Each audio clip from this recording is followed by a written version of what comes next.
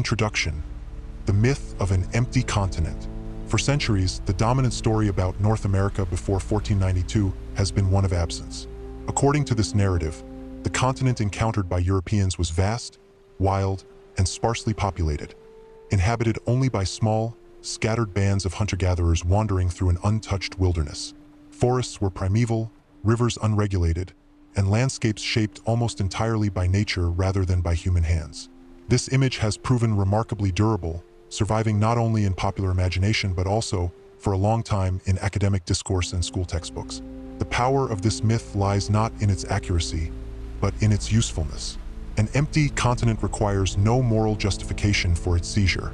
If the land was barely used, poorly managed, or occupied by societies deemed too simple to claim ownership, then colonization could be framed not as conquest but as improvement. Fields replaced forests, towns replaced villages, and European settlement was portrayed as the moment history truly began. Everything before it was reduced to a prelude, static and insignificant. European observers arriving in the late 15th and early 16th centuries sincerely believed much of what they reported. They described villages rather than cities, chiefs rather than kings, and oral traditions rather than written laws. Yet these descriptions were shaped as much by expectation as by observation. Europeans were trained to recognize civilization through stone buildings, permanent monuments, written records, and familiar forms of political hierarchy. When these markers were absent, complexity itself became invisible. What did not resemble Europe was interpreted as lack, rather than difference. Crucially, the landscape Europeans encountered was not the one that had existed only a few generations earlier. Long before large-scale colonization began, waves of disease swept across the continent, carried by indirect contact through trade networks that stretched for thousands of kilometers. Smallpox, measles, influenza, and other pathogens caused demographic collapses on a scale difficult to comprehend. Entire regions lost the majority of their populations within decades. Fields were abandoned, settlements dissolved, and forests reclaimed carefully managed land. What Europeans perceived as untouched wilderness was, in many cases, a post-apocalyptic landscape. The myth of emptiness also became embedded in legal and philosophical frameworks. European thinkers developed doctrines that treated land as property only when it was cultivated in familiar ways. Landscapes shaped by controlled burning, seasonal agriculture, or dispersed urban centers did not qualify. As a result, indigenous societies were excluded from the category of legitimate landholders, even where they had lived, farmed, and governed for centuries. This intellectual maneuver transformed dispossession into destiny. Over time, this distorted image hardened into common sense. Archaeological evidence that contradicted it was dismissed or ignored. Earthworks were attributed to lost Old World civilizations. Large settlements were reclassified as ceremonial sites rather than cities. Complexity without stone walls was treated as an anomaly rather than a norm. The absence of writing was mistaken for the absence of history. The goal of this work is to dismantle that inherited blindness. North America before Columbus was not an empty stage waiting for history to begin. It was a continent shaped by millions of people, organized into diverse societies that built cities, managed ecosystems, governed territories, and developed sophisticated worldviews. Their urban centers may not have looked like Paris or Rome, but they were cities nonetheless, adapted to local environments, materials, and cultural priorities. By re-examining what we mean by words like city, civilization, and progress, we can begin to see pre-Columbian North America not as a blank space, but as a complex human world. Only then does the true scale of what was lost, transformed, and misunderstood after 1492 come into focus. What is a city? Rethinking urbanism beyond Europe. To understand why North American cities were so long denied their name, we must first confront a deeper question. What do we actually mean when we say city? For most people educated within a European historical tradition, the answer seems self-evident. A city is imagined as dense stone architecture, permanent streets, monumental buildings, written administration, and centralized political authority. This image, shaped by Rome, medieval Europe, and later industrial capitals, has quietly positioned itself as the universal standard. Yet this standard is not universal at all. It is a cultural artifact, born from specific materials, climates, and historical trajectories. Stone was abundant in the Mediterranean world, just as wood and earth were abundant in much of North America. Writing emerged in some regions and not in others, But complexity does not depend on script alone. When European scholars carried their own urban template across the Atlantic, they brought with it an invisible filter. Anything that failed to match the template was downgraded, minimized, or excluded entirely.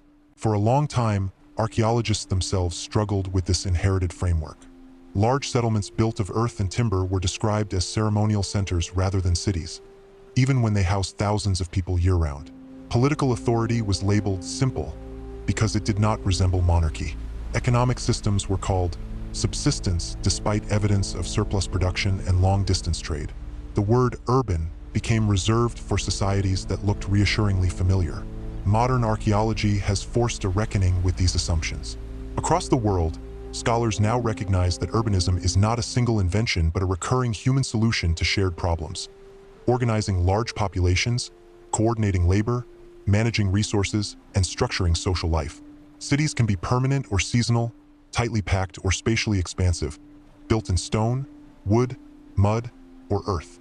What matters is not the material form, but the function. When we apply broader criteria, the picture changes dramatically. Density does not always mean walls pressed tightly together. It can also mean networks of neighborhoods connected by roads, rivers, and shared ritual spaces. Specialization does not require factories. It can be seen in distinct roles for farmers, artisans, traders, leaders, and religious authorities. Political organization need not be centralized in a palace to be real. Power can be distributed, negotiated, and ritualized in ways that leave subtle traces rather than grand monuments. One of the greatest obstacles to recognizing North American cities has been their fragility in the archaeological record. Wood rots, earth erodes, fields return to forest within decades. Unlike stone ruins that dominate landscapes for millennia, indigenous urban centers often vanish almost completely unless carefully excavated. What survives are outlines, stains in the soil, post holes, and low earthworks that require trained interpretation to read. To an untrained eye, they look like nature itself. This invisibility fed directly into misunderstanding. Early European settlers walked through former population centers without realizing it. They hunted deer in managed forests, planted crops in former fields, and sailed rivers once crowded with canoes. The land seemed empty not because it had always been so, but because its cities were built to live with nature rather than to defy it. Reframing urbanism allows us to see North America differently. It reveals cities without walls, capitals without palaces, and infrastructures woven into landscapes rather than imposed upon them. It also forces a humbling realization. European observers did not encounter a continent without cities. They encountered cities they did not know how to see. This shift in perspective is not merely academic. It challenges the hierarchy that places some civilizations closer to progress than others. It reminds us that human ingenuity adapts to context, and that complexity wears many faces. Only by letting go of a single, inherited definition of the city can we begin to recognize the full urban past of North America. The population of North America before Columbus. Any serious discussion of cities must confront the question of population. Cities do not exist in isolation. They emerge from demographic density, agricultural productivity, and social organization capable of sustaining large numbers of people in close relationship. For a long time, estimates of the pre-Columbian population of North America were strikingly low. Early scholars spoke of a continent inhabited by only a few million people, thinly scattered across immense spaces. These numbers aligned comfortably with the myth of emptiness and were rarely challenged. Over the past several decades, this picture has changed dramatically. Archaeologists, historical demographers, and environmental scientists have begun to reconstruct population levels using a wide range of evidence, from settlement patterns and food production to pollen records and soil modification. The results are not precise, and debates continue, but the direction of change is unmistakable. North America before 1492 was home to tens of millions of people, not an insignificant fringe population, but a demographic presence comparable to Europe at the same time. The difficulty lies in the nature of the evidence. Unlike Europe, North America left behind few written censuses or tax records. Instead, population must be inferred indirectly. Archaeologists count houses and estimate household size. They map agricultural fields and calculate how many people they could have fed. Ecologists analyze charcoal layers and pollen shifts to measure the intensity of land use. When these lines of evidence converge, they reveal landscapes under sustained and careful human management, not occasional or marginal occupation. One of the most powerful distortions affecting early population estimates is the catastrophic impact of disease.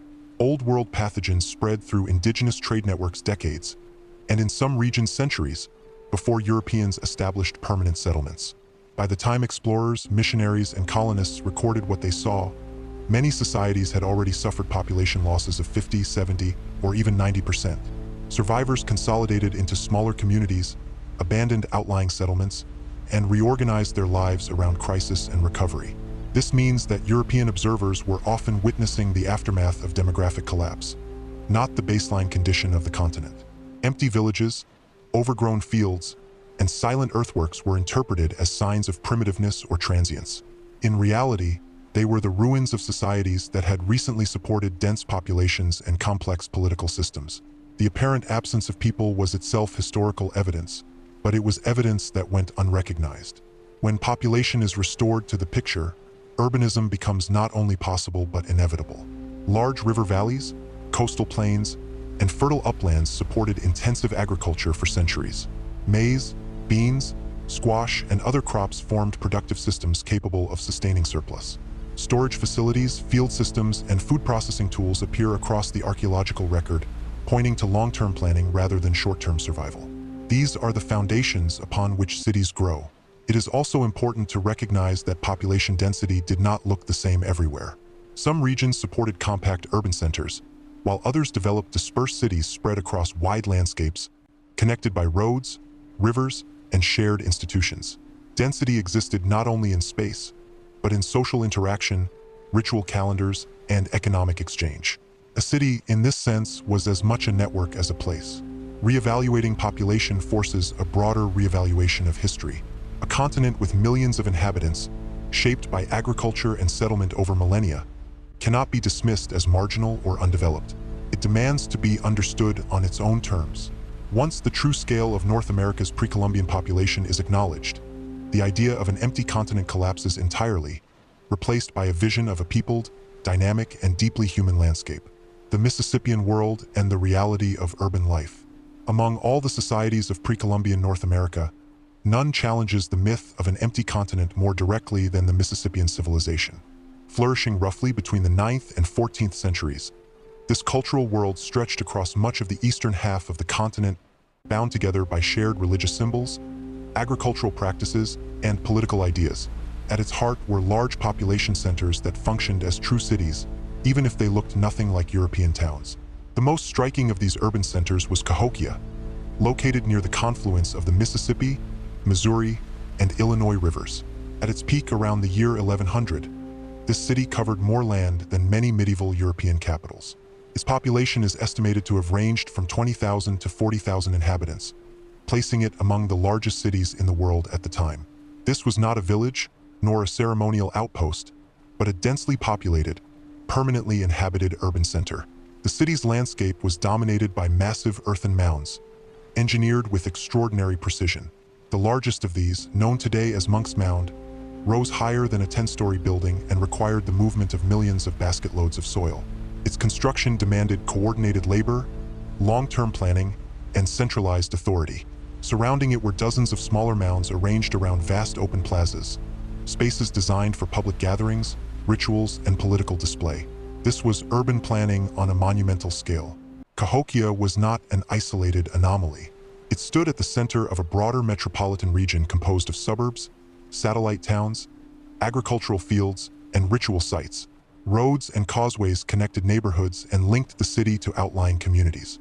Farmers produced surplus maize to feed the urban population, while artisans specialized in pottery, stone tools, shell ornaments, and ceremonial objects. Trade networks extended hundreds of kilometers, bringing copper from the Great Lakes and marine shells from the Gulf Coast. Social life in this city was highly structured. Archaeological evidence points to clear distinctions in status, visible in housing, diet, and burial practices. Elites lived near the central mounds and were interred with symbolic objects that marked their authority. Religious specialists coordinated rituals tied to agricultural cycles and cosmic order.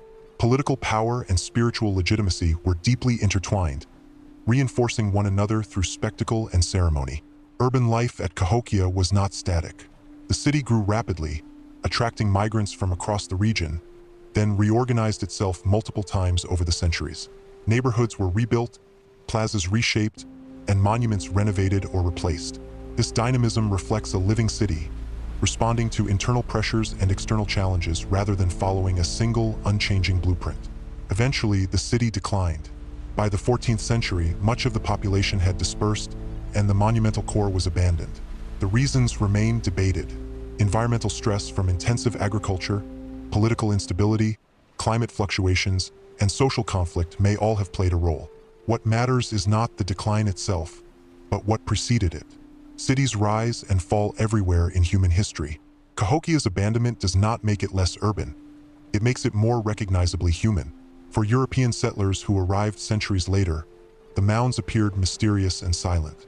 Some refused to believe they were built by indigenous peoples at all, inventing lost civilizations to explain them.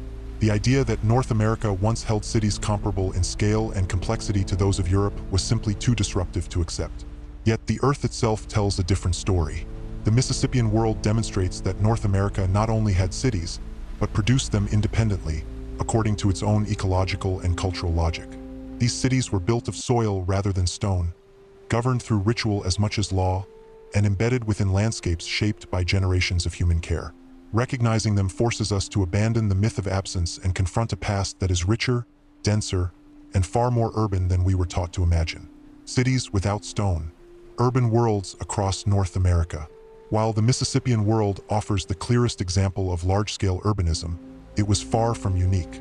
Across North America, societies developed their own forms of cities and urban landscapes, shaped by local environments, available materials, and cultural values. These cities did not always concentrate populations into dense cores dominated by monuments. Instead, they often spread outward, integrating living spaces, agriculture, ritual sites, and infrastructure into coherent regional systems. In the arid Southwest, urban life took forms that were both visually striking and highly adaptive. Ancestral Pueblo communities constructed multi-story buildings from stone and adobe, creating towns that housed hundreds or even thousands of people. These were not temporary shelters but carefully planned settlements, often oriented around plazas that served as social and ceremonial centers. Rooms were stacked and connected in ways that regulated access, movement, and social interaction, reflecting complex internal organization. Equally impressive were the irrigation-based cities of the desert lowlands. Societies such as the Hohokam engineered extensive canal systems that redirected river water across kilometers of dry terrain. These canals required constant maintenance and coordinated labor, indicating strong social institutions capable of organizing large populations. The settlements connected by these waterways formed sprawling urban networks, with ceremonial centers, residential districts, and agricultural zones functioning as parts of a single system rather than isolated villages. In the eastern woodlands beyond the Mississippian heartland, urbanism took a different form. Large earthwork complexes defined ceremonial and political centers that anchored regional populations. Surrounding these hubs were clusters of towns, farms, and seasonal settlements, all linked through shared ritual calendars and economic exchange. Population density existed not only in physical proximity but in the rhythm of gatherings, festivals, and collective labor that repeatedly drew people together. Along the northwest coast, urban complexity emerged without agriculture at all. Rich marine ecosystems supported dense, sedentary populations whose large wooden houses lined coastal villages that could rival small cities in population. Social hierarchies were clearly defined, wealth was accumulated and displayed, and labor was specialized. These were urban societies built not on fields of maize, but on salmon runs, sea mammals, and sophisticated systems of storage and redistribution. What unites these diverse examples is not a single architectural style or political model, but a shared capacity for organizing large numbers of people into stable, interconnected communities. These were places where social roles were differentiated, resources were managed at scale, and cultural life was intensely communal.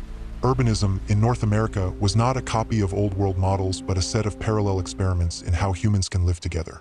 European observers struggled to recognize these cities because they did not dominate the landscape in expected ways. Without stone walls or towering cathedrals, they blended into their surroundings. Wood, earth, and adobe decay or are reused. Fields become forests. Canals fill with sediment. What remains is subtle, and subtlety is easy to overlook when one is searching for familiar signs. By acknowledging these urban worlds, we expand our understanding of what cities can be. North America before Columbus was not waiting for urban life to arrive from elsewhere. It had already produced multiple urban traditions, each deeply rooted in its environment and history. These cities remind us that human complexity does not require a single blueprint, and that the absence of stone does not mean the absence of civilization. Landscapes made by human hands. One of the most enduring illusions inherited from early colonial accounts is the idea that pre-Columbian North America was a pristine wilderness. Forests appeared endless, wildlife abundant, and rivers free-flowing, giving the impression of a continent largely untouched by human activity. Yet this apparent wildness was not the absence of management, but its result. The landscapes Europeans encountered had been carefully shaped by generations of human intervention, guided by knowledge passed down over centuries. Indigenous societies across North America practiced sophisticated forms of environmental management that blurred the line between nature and culture. Controlled burning was one of the most widespread and influential techniques. By regularly setting low-intensity fires, communities cleared underbrush, encouraged the growth of useful plants, and created open woodlands ideal for hunting and travel. These fires reduced the risk of catastrophic wildfires and produced landscapes that appeared natural precisely because they were actively maintained. Agricultural fields were another defining feature of these managed environments. Maize agriculture transformed river valleys and uplands into productive mosaics of fields, gardens, and orchards. Crops were often interplanted to maintain soil fertility and reduce pests. Over time, this practice reshaped ecosystems, altering plant communities and animal populations. The result was not environmental degradation, but long-term sustainability, at least until population pressures or climate shifts disrupted the balance. Urban centers were deeply embedded in these landscapes. Cities did not stand apart from their food sources. They were connected to them through roads, canals, and waterways. In some regions, extensive road systems linked cities to satellite settlements and ceremonial sites, facilitating trade, communication, and political integration. Rivers functioned as highways, binding distant communities into shared economic and cultural worlds. These infrastructures required planning and coordination on a scale incompatible with the idea of small, unorganized bands. Maintaining roads, canals, and fields demanded collective labor and shared authority. It also required detailed ecological knowledge, an understanding of seasonal cycles, soil behavior, water flow, and plant succession. Such knowledge was embedded in ritual calendars, oral traditions, and social institutions, ensuring its transmission across generations. When populations collapsed after European contact, these managed landscapes quickly changed. Fires ceased, fields were abandoned, forests grew denser, wildlife patterns shifted. Within decades, human-shaped environments transformed into something that appeared ancient and untouched. Later settlers mistook this secondary growth for primeval wilderness, unaware that they were walking through the regrown remains of cultural landscapes. Recognizing these landscapes as human creations forces a fundamental reevaluation of pre-Columbian North America. Cities did not exist as isolated islands of civilization surrounded by wilderness. They were nodes within vast, engineered environments, sustained by deliberate ecological practices. The continent was not empty, nor was it wild in the sense Europeans imagined. It was inhabited, cultivated, and deeply known. Understanding this changes more than our view of the past. It challenges modern assumptions about environmental stewardship and sustainability. Indigenous urbanism demonstrates that large populations can coexist with complex ecosystems without exhausting them, at least for long periods of time. The landscapes of pre-Columbian North America were not accidental. They were the outcome of human choices, shaped by cities that have only recently begun to re-emerge in our historical vision. Networks of exchange and the economics of cities. Cities do not survive on isolation. They depend on movement of food, materials, ideas, and people. One of the clearest signs of urban life in pre-Columbian North America is the existence of vast exchange networks that connected distant regions into shared economic systems. These networks were not incidental or occasional. They were stable, structured, and essential to the functioning of cities. Archaeological evidence reveals materials traveling across astonishing distances. Copper mined near the Great Lakes appears in settlements hundreds and even thousands of kilometers away. Marine shells from the Gulf of Mexico are found deep inland, transformed into ornaments and ceremonial objects. Obsidian from western volcanic regions turns up far from its geological sources, valued for both its sharpness and its symbolic power. Such materials did not drift randomly across the continent. They moved along established routes, carried by traders who navigated rivers, trails, and social relationships. Cities functioned as hubs within these networks. They concentrated demand and coordinated distribution. Artisans working in urban centers specialized in producing goods that were not strictly necessary for survival but were essential for social life. Decorative items, ritual objects, and prestige goods played a crucial role in maintaining political authority and social cohesion. Control over exotic materials reinforced the status of elites and linked economic power to religious meaning. This economy was not driven by markets in the modern sense, but it was far from simple barter. Exchange was embedded in social obligations, alliances, and ritual cycles. Gifts carried expectations. Trade reinforced friendships, marriages, and political ties. Cities provided the institutional framework that made such systems reliable. They hosted gatherings where exchange could occur on a large scale, under shared rules and mutual recognition. Food distribution was equally central. Urban populations depended on consistent agricultural surplus. This required coordination between farmers and urban authorities, systems of storage, and mechanisms for redistribution during shortages. Archaeological remains of granaries and storage pits point to careful planning rather than ad hoc accumulation. The city was not merely a consumer of rural production, it was an organizer of it. These economic systems also supported migration. Cities attracted people seeking opportunity, security, or spiritual significance. New residents brought skills, labor, and connections to distant communities, further strengthening exchange networks. Urban growth, in this sense, was both a cause and a consequence of economic integration. European observers often misread these systems because they left few visible traces recognizable to outsiders. Without coinage or written contracts, trade was dismissed as primitive. Yet the scale and durability of these networks tell a different story.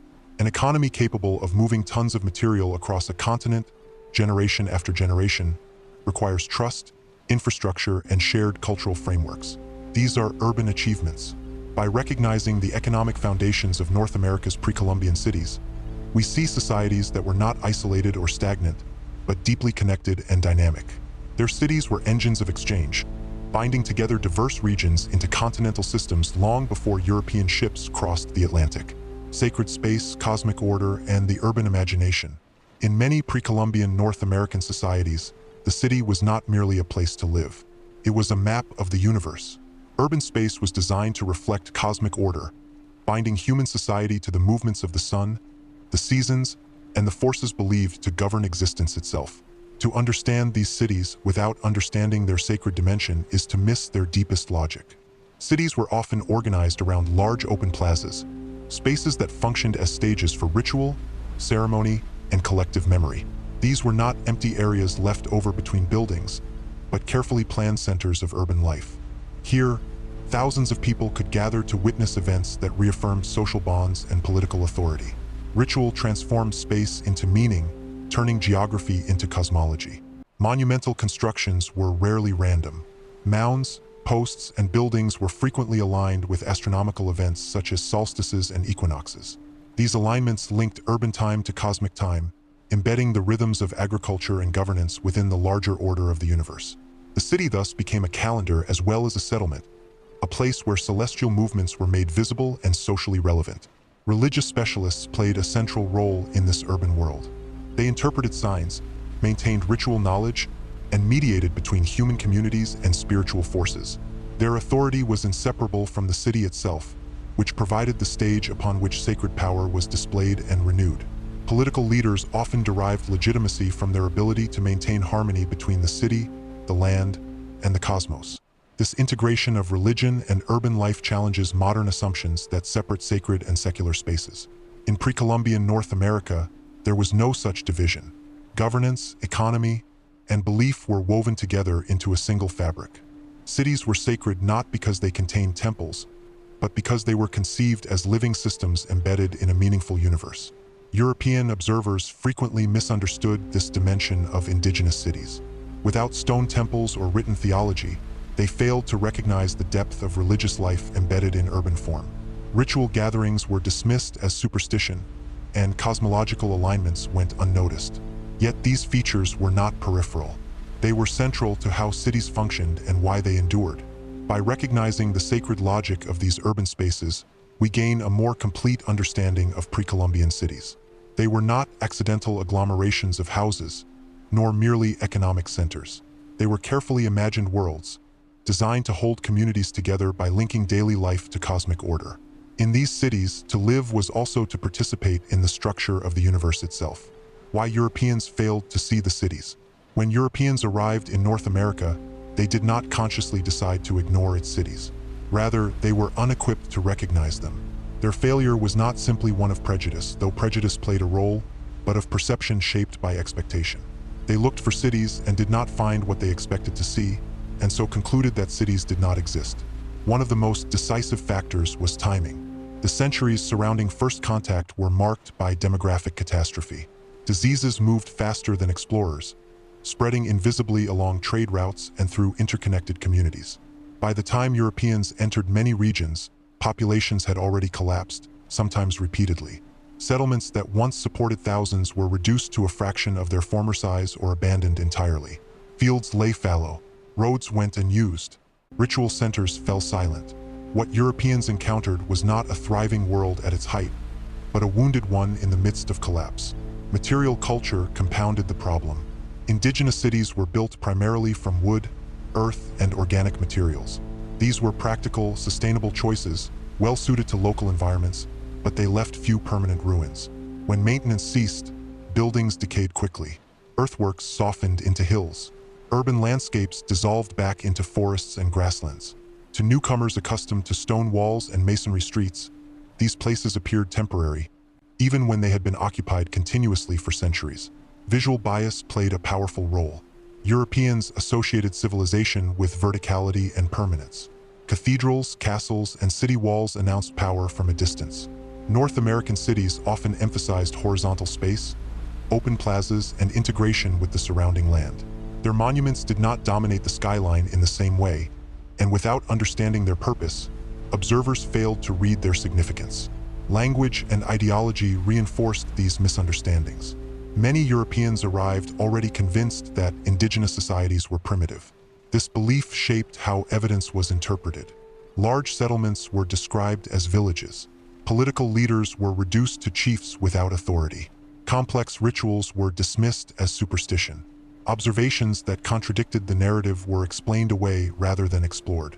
There was also a strong incentive not to see cities. Acknowledging dense populations and organized societies would have complicated claims to land and resources. It was far easier, legally and morally, to imagine a sparsely populated wilderness than a continent full of functioning urban worlds. Over time, this convenient blindness hardened into doctrine, embedded in maps, laws, and historical writing. Perhaps most telling is that Europeans often literally lived among the ruins of indigenous cities without realizing it. Colonial towns were built atop former settlements. Farms were planted in old fields. Roads followed ancient pathways. The past was not absent. It was hidden in plain sight, misunderstood because it did not announce itself in familiar ways. The failure to see North American cities was not inevitable, but it was systematic. It arose from catastrophe, cultural bias, material difference, and political convenience. Understanding this failure is essential, because it reminds us that history is not only about what existed, but about what observers were willing or able to recognize. The colonial narrative and the invention of simplicity. The failure to recognize indigenous cities did not remain a misunderstanding. Over time, it became a story, and that story hardened into a narrative that shaped how generations understood North America's past. Colonial societies did not merely overlook complexity. They actively replaced it with an image of simplicity. This image served political, moral, and cultural purposes, and once established, it proved remarkably resistant to change. Early colonial writers framed indigenous peoples as living outside of history. Their societies were described as static, timeless, and incapable of progress. Change, in this view, arrived only with European contact. This framing allowed colonization to be portrayed not as disruption, but as awakening. Cities built of earth and wood did not fit into this story, and so they were minimized or erased. One of the most striking examples of this erasure was the so-called mound builder myth. Faced with the undeniable presence of massive earthworks across the eastern United States, many Europeans and later Americans refused to believe that indigenous peoples had built them. Instead, they invented lost civilizations, often imagined as white, biblical, or old world in origin. This fantasy preserved the idea that native societies were too simple to produce monumental architecture, even as physical evidence lay before them. Education played a critical role in solidifying these distortions. School textbooks presented indigenous societies as small tribes wandering through forests, occasionally clashing with settlers but otherwise peripheral to the main story of progress. Urban life, long-distance trade, and environmental management were rarely mentioned. When they were framed as exceptions rather than defining features. Popular culture reinforced the same themes. Paintings, novels, and later films depicted a continent of endless wilderness, punctuated by isolated camps and roaming hunters. This imagery shaped emotional understanding more powerfully than academic debate. It taught audiences what to expect when they imagined the past, and anything that contradicted that expectation felt unnatural or implausible. Even as archaeology began to uncover evidence of complexity, interpretation lagged behind discovery. Earthworks were labeled ceremonial rather than urban. Population estimates were kept artificially low. Cities were reclassified as villages with religious functions, preserving the hierarchy that placed European societies at the apex of development. The invention of simplicity was not accidental. It justified land seizure, displacement, and cultural destruction. It allowed a society built on colonization to see itself as the bearer of civilization rather than its destroyer. Complexity in the past would have demanded reckoning. Simplicity offered comfort. Undoing this narrative requires more than new data. It requires confronting the assumptions embedded in historical storytelling itself. Recognizing that North America had cities before Columbus is not just a correction of facts. It is a challenge to a worldview that equated difference with deficiency and absence with inferiority. Rediscovering the cities, modern science, and indigenous knowledge.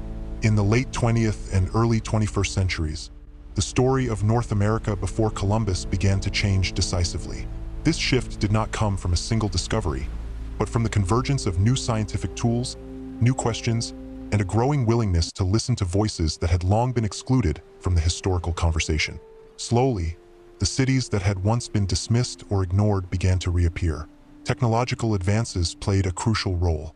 Methods such as aerial survey, geographic information systems, and remote sensing allowed archaeologists to see landscapes at scales previously impossible. Subtle patterns in soil, vegetation, and elevation revealed roads, neighborhoods, and field systems hidden beneath forests and modern development.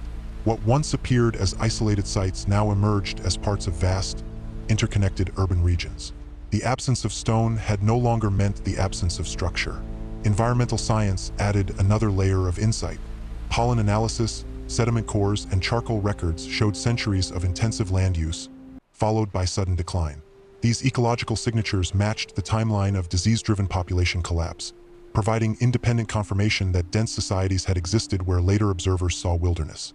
The land itself had remembered what written history had forgotten. Equally important was a shift in interpretation. Archaeologists began to question why they had been reluctant to use words like city and urban in the first place. As comparisons widened to include non-European urban traditions around the world, it became increasingly clear that North America fit well within global patterns of human urbanism. The problem had never been the evidence. It had been the framework used to understand it. At the same time, indigenous knowledge began to be recognized not as folklore, but as historical testimony.